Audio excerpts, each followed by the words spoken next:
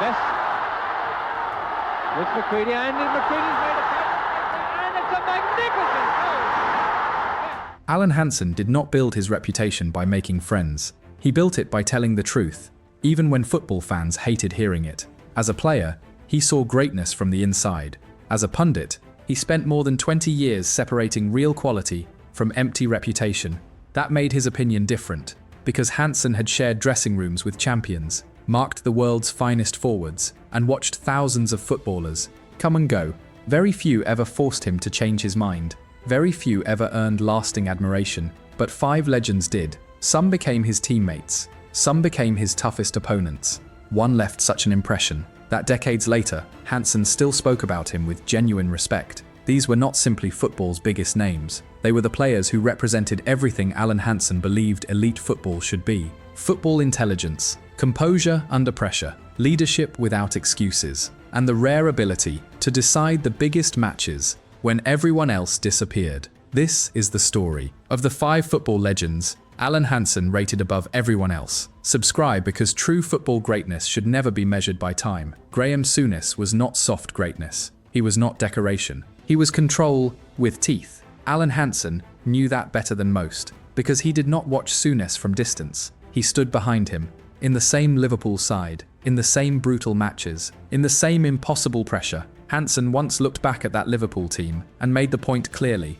We had players like Graeme Souness and Kenny Dalglish. That was not a throwaway line. Those were the men Hansen trusted when Liverpool were measured by trophies, not promises. Souness gave that team its edge. He could pass, he could tackle, he could dictate the rhythm. And when a match turned ugly, he never became smaller. That was why Hansen respected him, because Souness did not need protecting. He protected the team. He gave Liverpool authority in midfield, a coldness, a bite, a refusal to be bullied. And beside players like Dalglish, he helped turn Liverpool into a machine. But what made Souness special was not only the violence people remember, it was the intelligence beneath it. He knew when to slow the game, when to hurt the opposition, when to demand more, and when to lead without asking permission. For Hansen, that mattered, because he knew great teams were not built only on beautiful players. They needed men who could survive pressure, men who could carry standards, men who could make everyone around them stronger.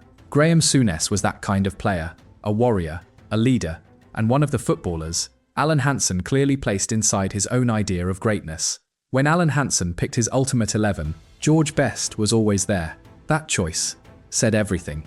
Hansen had watched thousands of footballers. Very few could do what Best did. He wasn't built on power. He wasn't built on strength. He was built on pure genius. Former Pelé once said, George Best was the greatest player in the world. Alan Hansen clearly saw greatness too, because when he selected football's finest, Best was impossible to ignore. One touch, one turn, one burst of pace, and defenders were finished. Former Sir Matt Busby never stopped believing in him. To Busby, Best wasn't just a winger. He was a phenomenon. His European Cup triumph, his Ballon d'Or, his unforgettable nights against Benfica, they turned him into a football legend. But trophies were never the whole story. For Hansen, George Best represented something even rarer, natural genius, the kind football only produces once in a generation. That was why George Best belonged among Hansen's greatest. Bobby Moore represented everything Alan Hansen loved about defending. Not panic, not reckless tackles, but complete control. Moore saw danger before anyone else. That was his greatest gift. Former Pelé once said, "He was the greatest defender I ever played against." Coming from Pelé, there was no greater compliment. Moore never relied on strength alone. His positioning was flawless. His timing was perfect. His composure made impossible moments look routine. That was the kind of football Hansen always admired. Football built on intelligence, not desperation. Moore captained England to World Cup glory, but trophies were only part of his legacy. His greatest achievement was making defending look effortless, calm, elegant, always one step ahead. For Alan Hansen, that was the highest standard any defender could reach. And that is why Bobby Moore remains one of football's greatest defensive legends. Some legends Alan Hansen admired from afar. Kenny Dalglish was different. Hansen lived it. He trained beside him, won beside him, and watched him decide the biggest matches. Dalglish never needed to dominate the headlines. His football did all the talking. Former Bob Paisley once said, Kenny is an absolutely fantastic player. Liverpool supporters already knew it. So did Alan Hansen. Dalglish could slow the game with one touch, unlock a defense with one pass, or settle the biggest occasion without ever looking rushed. That calmness made him special. Together, Hansen and Dalglish helped Liverpool become the team everyone feared. League titles, European Cups, and unforgettable nights at Anfield. But Hansen's respect went far beyond medals. He respected Dalglish because the bigger the occasion, the calmer he became. That was true greatness, and that was why Kenny Dalglish stood among the football legends Hansen admired most. There was one player who left an unforgettable mark on Alan Hansen: Diego Maradona. Hansen faced him when Scotland met Argentina in 1979. Maradona was only 18, but Hansen knew. He was watching someone extraordinary. Years later, Hansen admitted Maradona was the best player he had ever played against. He described him as virtually unplayable. That was not praise, it was respect. From one of football's finest defenders, Maradona had everything: balance, vision, acceleration, and complete control with the ball at his feet. One moment, he looked surrounded. The next, he was gone. Hansen had faced world-class forwards before. None left the same impression. Maradona didn't just beat defenders. He made them question what was actually possible on a football pitch. That was why, even decades later, Alan Hansen still spoke about him with genuine admiration. For Hansen, Diego Maradona wasn't simply a legend. He was the player who set the standard above everyone else. Looking at these five legends, a pattern begins to appear.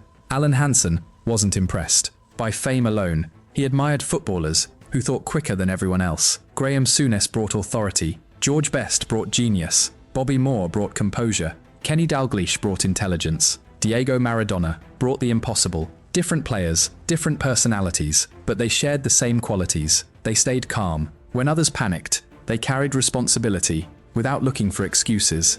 And when the biggest moments arrived, they became even better. That was the football Alan Hansen respected most.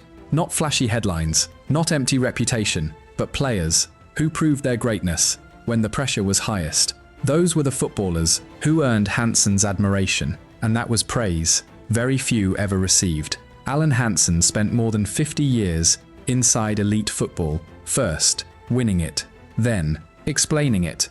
He shared dressing rooms with champions. He stood across from football's greatest opponents. Then for more than 2 decades, millions listened as he judged the game with the same honesty he had lived it. He watched generations arrive. Young stars became global icons. Records were broken. Careers were celebrated. And slowly, many of those names faded into history. But not these five. Their greatness survived long after the final whistle. Not because newspapers praised them, not because television celebrated them, but because the people who truly understood football never stopped respecting them. That was what made Alan Hansen different. He never chased fashionable opinions. He never confused popularity with greatness.